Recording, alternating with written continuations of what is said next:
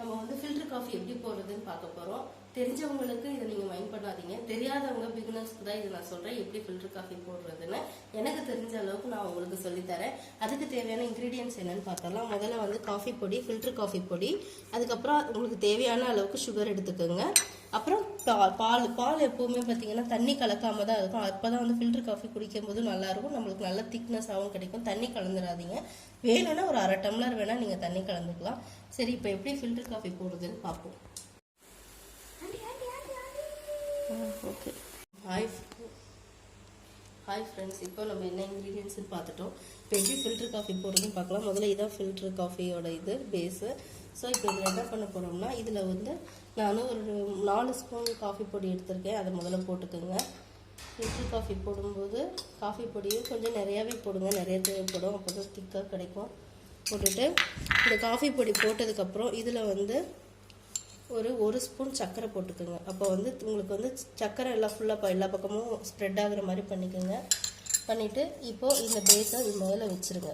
சும்மா ரொம்ப அழுத்தாதீங்க, சும்மா லைட்டாக அப்படி பேஸை வச்சுட்டு இப்போ இதில் நான் வந்து சுடுதண்ணி ஆல்ரெடி போட்டு வச்சுருக்கேன். ஸோ அந்த சுடுதண்ணியை நல்லா சூடாக இருக்க தண்ணியை ஊற்றிக்கோங்க. ரொம்ப ஊற்றாதீங்க, கொஞ்சம் ஒரு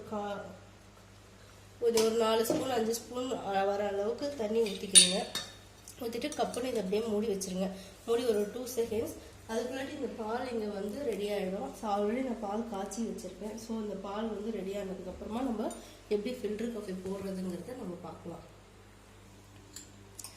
ஓகே ஃப்ரெண்ட்ஸ், இப்போ பார்த்தீங்கன்னா இப்போ நான் போட்டது ஓரளவுக்கு ஃபில்டர் ஆகிருக்கு. ஸோ அந்த ஃபில்டரை வந்து முதல்ல அந்த காஃபி ஃபில்டர் ஆனதுலேயே அதை முதல்ல ஊற்றிடுங்க.